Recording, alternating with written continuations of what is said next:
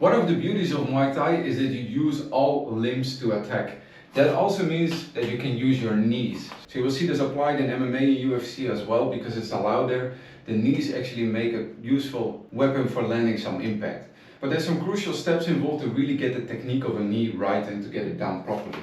So when you look at a knee, you will see something like this. But to get it done right, there's a couple of things and decisions that you need to make to get it done properly. So to do a proper knee and really make some impact, we use our entire body to go forward. And to create momentum to really move forward is done using our hips. So before we make the knee, we are actually slightly going to balance ourselves forward. And when the impact actually comes in, we are going, I'm over-exaggerating right now, we are going to move our center of balance backward. Yeah? So together with the knee, which is going to directly impact the opponent, we are going to create a lever by moving ourselves backward. Like that.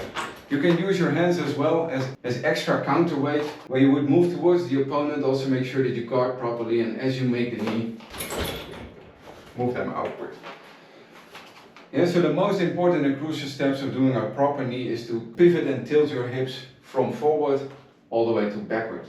So if you land the knee, there is a decision to make on what section of your leg is actually going to touch the opponent.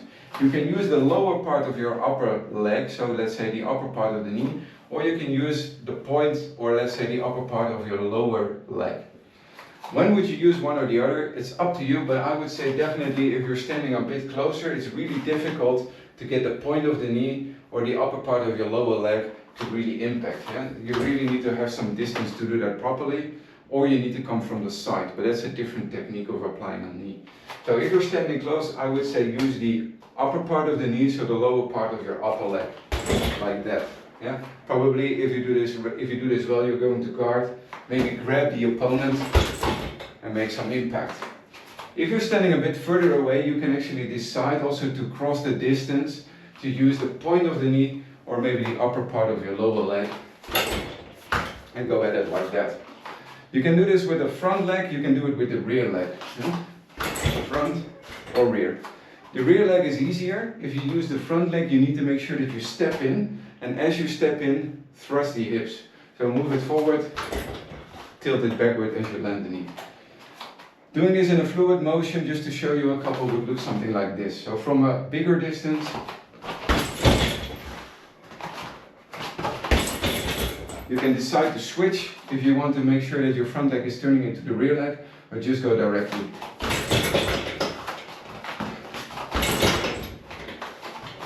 Or if you're standing closer,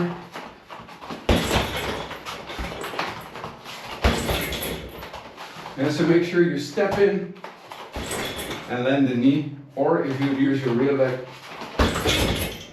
go at the opponent directly. Usually you will aim for the midsection when you land a knee.